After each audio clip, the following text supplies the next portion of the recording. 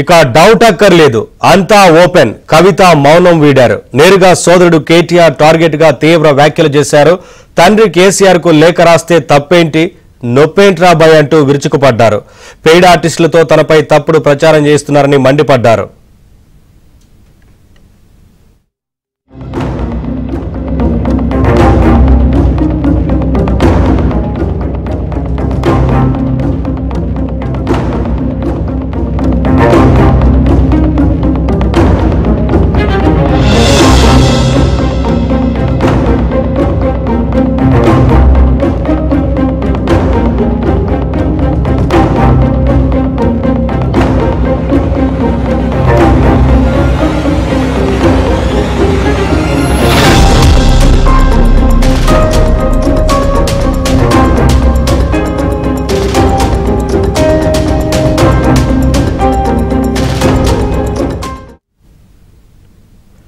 ఇంటి ఆడబిడ్డపై ఎటుపడితే అటు మాట్లాడితే సరికాదన్నారు. క్షేత్రస్థాయిలో ఉద్యమాలు చేయకుండా ట్విట్టర్లో మెసేజ్లు సరిపోతాయా అంటూ కేటీఆర్ పై కవిత విరుచుకుపడ్డారు. తనను రేవంత్ రెడ్డి కోవట్లు అనడం కరెక్టేనా అంటూ ప్రశ్నించారు.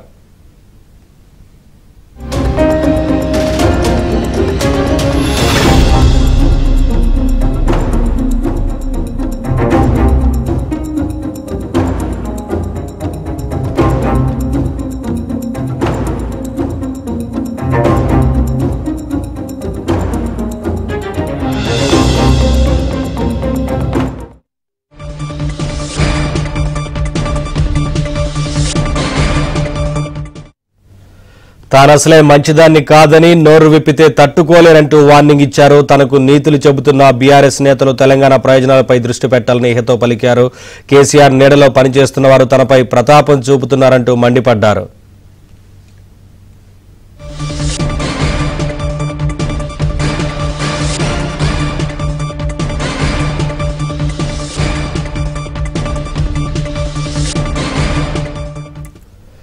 బీజేపీకి బీఆర్ఎస్ ను అప్పగించే ప్రయత్నం జరుగుతోందంటూ కవిత సంచలన ఆరోపణలు చేశారు. తనను కాంగ్రెస్ కోవట్ అన్నారని, బీఆర్ఎస్ లో బీజేపీ కోవట్లు ఉన్నారని అనుకోవాలా అంటూ కవిత ప్రశ్నించారు.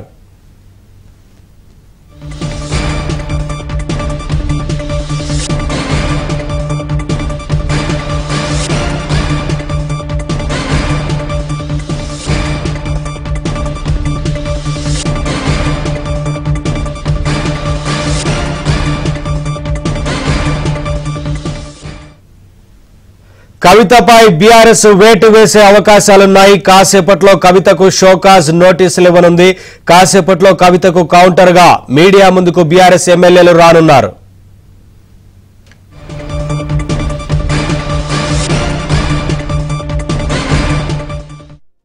అప్డేట్స్ మా తెలంగాణ బ్యూరో ఇన్ఛార్జ్ నవీన్ అడిగి తెలుసుకుందాం. నవీన్, కాసేపట్లో కవితకు షోకాజ్ నోటీసులు ఇచ్చే అవకాశం ఉన్నట్లుగా తెలుస్తోంది కదా, ఏంటి వివరాలు?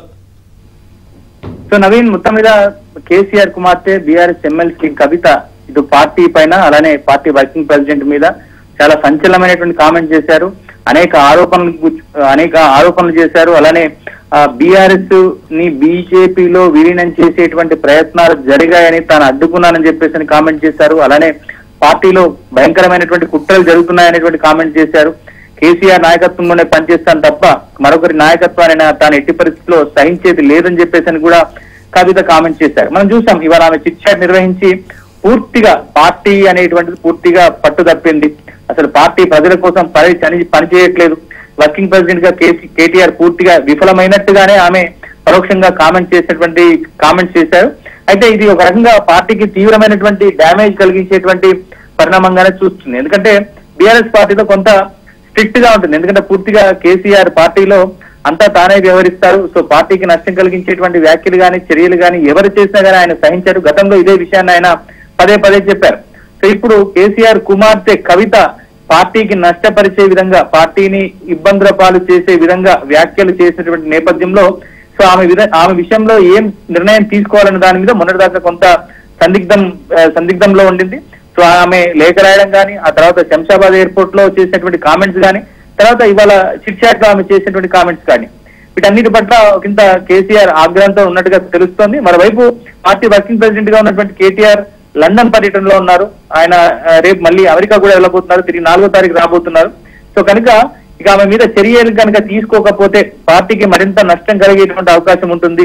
ఇక పార్టీ అంతర్గత వ్యవహారాలు బహిరంగంగా పరచొద్దని చెప్పని ఇటీవల కేటీఆర్ చెప్పినప్పటికీ కూడా సో ఆ కవిత కేటీఆర్ ని టార్గెట్ చేస్తూ వ్యాఖ్యలు చేయడం అనేటువంటిది పార్టీకి చాలా ప్రమాదకరంగా మారినటువంటి నేపథ్యంలో కొద్దిసేపట్లో పార్టీకి సంబంధించినటువంటి ఎమ్మెల్యేలు మహిళా ఎమ్మెల్యేలు ముఖ్యంగా మాజీ మంత్రి సబితా ఇంద్రెడ్డితో పాటుగా పలువురు మహిళా ఎమ్మెల్యేలు కోవాలక్ష్మితో పాటుగా ఎమ్మెల్సీలు మిగతా వాళ్ళందరూ కూడా ప్రెస్ మీట్ పెట్టబోతున్నారు.